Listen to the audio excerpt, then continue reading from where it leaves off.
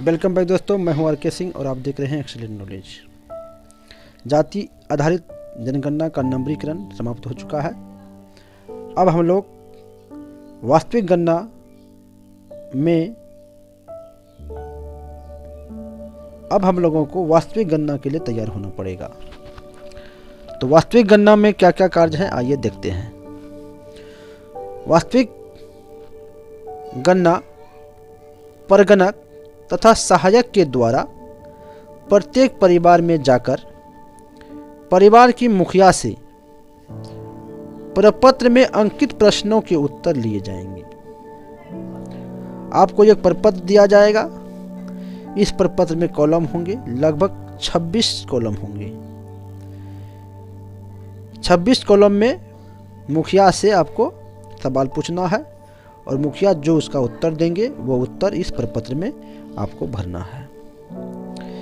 अगर यह प्रपत्र में अगर आप नहीं भरना चाहते हैं तो आपको कह रहा है प्रपत्र तथा मोबाइल ऐप, आपको प्रपत्र में भी भरना है और मोबाइल ऐप पर भी आपको इसका कार्य अंकित करना है। उसके बाद आइए देखते हैं। प्रपत्र पर परिवार के मुखिया और परगणक का हस्ताक्षर होगा। जैसे यह प्रपत्र है तो प्रपत्र पर जो है नीचे में आपका मुखिया का भी हस्ताक्षर होगा और परगणक का भी हस्ताक्षर होगा। प्रत्येक प्रपत्र और मोबाइल एंट्री की जांच पर्यवेक्षक द्वारा किया जाना है। प्रत्येक ये प्रपत्र है, प्रत्येक प्रपत्र इसकी जांच कौन करेंगे? पर्यवेक्षक करेंगे। प्रपत्र ऐप में कोड निर्देशिका में अंकित कोड ही भरे जाएंगे।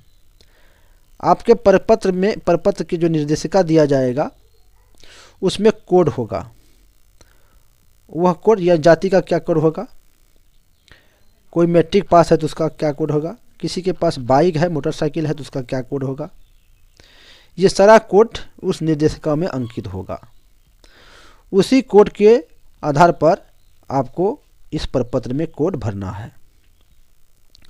जाति की जानकारी नहीं होने पर, हो सकता है आपको जाति की जानकारी नहीं हो या जिस व्यक्ति के पास आप गए हैं वास्तविक गणना के समय, हो सकता है वो आपको जाति नहीं बता रहे हैं।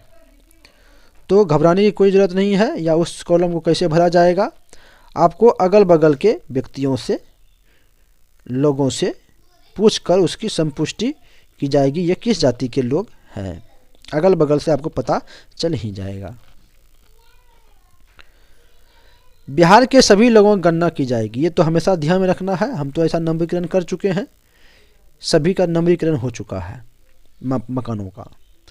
अब क्या करना है कि एक परिवार में अगर 10 व्यक्ति को हम दिखाए हैं परिवार में सदस्यों की संख्या को, तो 10 व्यक्तियों की गणना हमको वास्तविक गणना के समय करना है। किसी भी स्थिति, किसी भी परिस्थिति में वह व्यक्ति ना छूटे। अगर वह व्यक्ति किसी कारणवश बिहार से बाहर में रहते हो तो भी उसकी गिनती होगी। आगे मैं बताऊंगा या विशेष दिशा निर्देश विभाग से मिलेगा कि उसकी गिनती कैसी होगी, उसका हस्ताक्षर कौन करेंगे, या कोई मेंबर उसके घर में होंगे तो वह कर सकते हैं, या उसकी पत्नी कर सकती है, या उसके बड़ा लड़का, बड़ी पुत्री भी कर सकते हैं। ऐसा दिशा निर्देश दिया जाएगा हम लोगों को। कोई भी क्षेत्र या व्यक्ति गणना कार्य से छूटे नहीं। ये तो पहले भी ध्यान में रखे थे हम और अभी भी हमें ध्यान में रखना है। और किसी व्यक्ति अथवा परिवार का 2 स्थानों पर, ध्यान रहे कि किसी भी व्यक्ति अथवा परिवारों का 2 स्थानों पर गिनती ना हो, नहीं तो जो सरकार का उद्देश्य है वो उद्देश्य में कुछ बाधा पहुंच सकती है। सर्वेक्षण की अवधि में तकनीकी क्रियाकलाप। सर्वेक्षण की अवधि में तकनीकी कार्यकलाप। तकनीकी कार्यकलाप क्या होगा? अनुसूची अनुसूची एवं मोबाइल ऐप। मोबाइल ऐप में इस अभी वास्तविक गणना हमको मोबाइल ऐप में करना है और प्रपत्र में भी करना, अनुसूची में भी करना है। में प्रत्येक परिवार के सदस्यों का आंकड़ा एकत्रित किया जाएगा। परिवार में जितने भी व्यक्ति हैं, सदस्य हैं, सभी सदस्यों का आंकड़ा एकत्रित किया जाएगा इस प्रपत्र में।